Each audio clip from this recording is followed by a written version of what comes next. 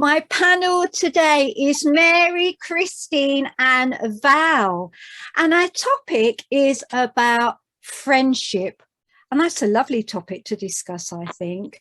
So what's the difference between an acquaintance and a friend? And Christine, I'm going to come to you first. Okay. A friend is usually one that sticks around and is always there for you, a listening ear, one who helps you. You may not see her or him regularly, but you're always friends, always close. You know, no matter if it's been a long time or a short time, you know, you're only a telephone call, a text, a message away. But as an acquaintance, it's someone that you associate with in your daily life. Your paths may cross.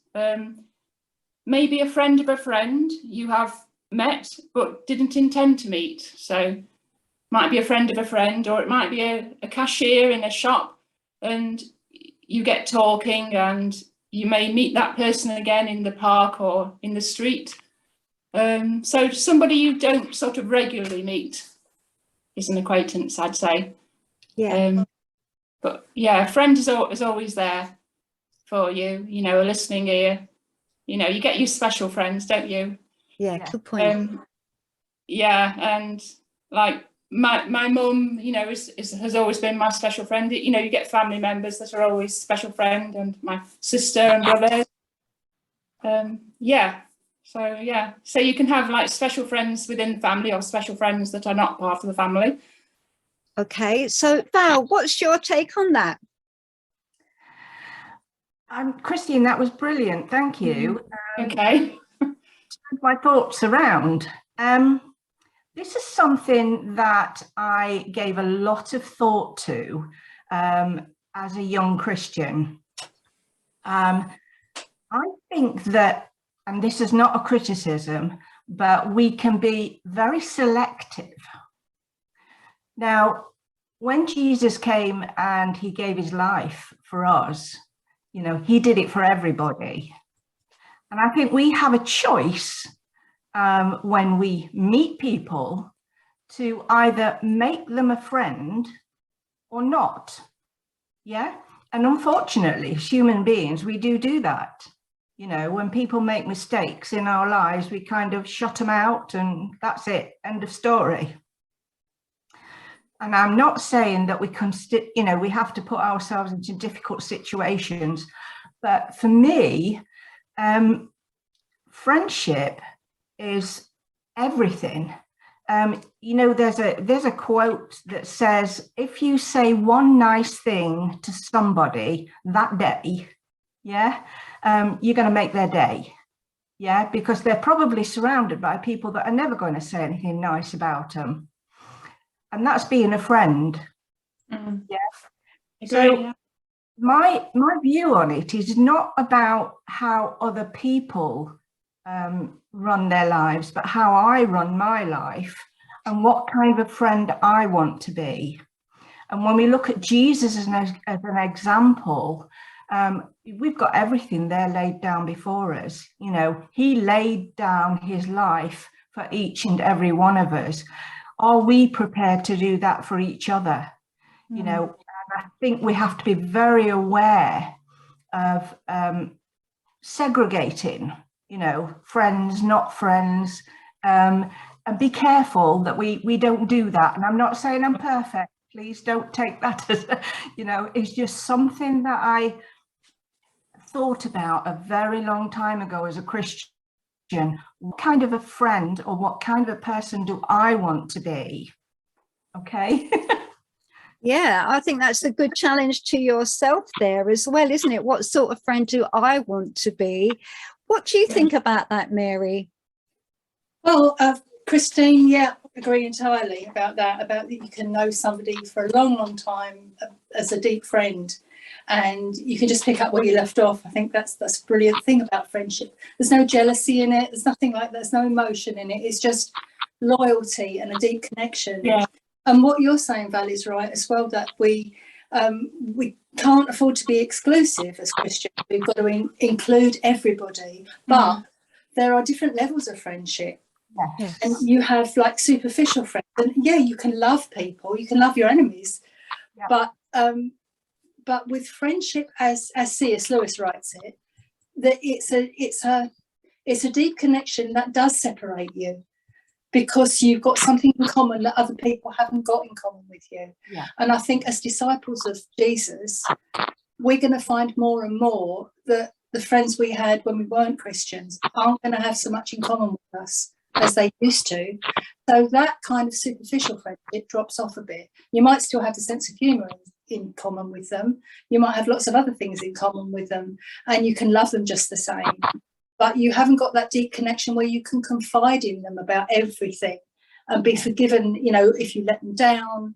There's a lot of forgiveness in friendship. It's a deep, deep thing, but it's not demanding of it. And I love that about friendship. Absolutely love it. Yeah, I think friends are really important. So what do we do about someone who tells us that they are our friend, but when we get together, all they want to do is talk about themselves? I mean, what's going on in their lives? What do you think, Christine? Well, I think maybe they're a bit insecure, and I don't think we should judge them or slander them to other people or gossip about them. I think we need to pray for them. Let them talk to you about whatever they want to talk about. They value you to be able to talk to you, I think. Look for the good in them, I'd say. Yeah, that's a good point, isn't it? What do you think, Mary? Yeah, I think as Christine said, that they've probably got problems going on. Not necessarily that they're being selfish, but they're just going through something. So we I think we're all going to agree on this. I can feel that about us as a group. Maybe some insecurities, and yes, you just want to be there for them, I think, at the end of the day, and feel grateful that they were. Sorry. No, you carry on. So feel grateful that they value you as a friend. Yeah. You know, I've had friends like that before, and I still love them and think a lot of them, and I let them get it off the chest, whatever's bothering them.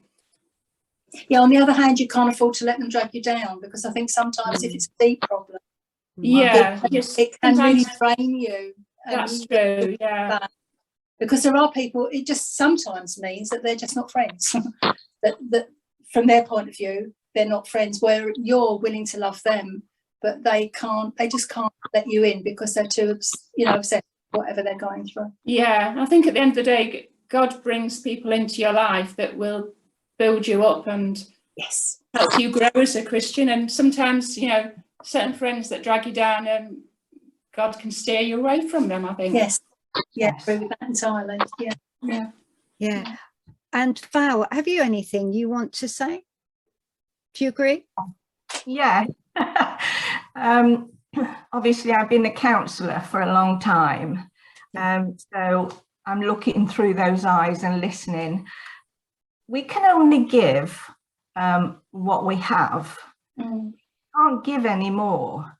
And there are people that would come purposely just to drain you, everything you are. And I agree with Christine, whatever their problems are, but it can be a repetitive habit. What I've learned over the years is finding strategies to divert that. When we get together with friends and things like that, politics come up, or religion, or anything like that. And I've got a big one that says 10 minutes only. That's good. So if you for coffee and you're welcome any time, and I say 10 minutes only. I think it's finding ways to divert that, away from them. And another one of my strategies when I used to feel quite stressed was I used to say, oh, excuse me, I need to go to the toilet. I'm sorry this is on camera, but then I used to do my breathing exercises because my stress level going up, you know. But we can only give what we have. We have to protect ourselves as well.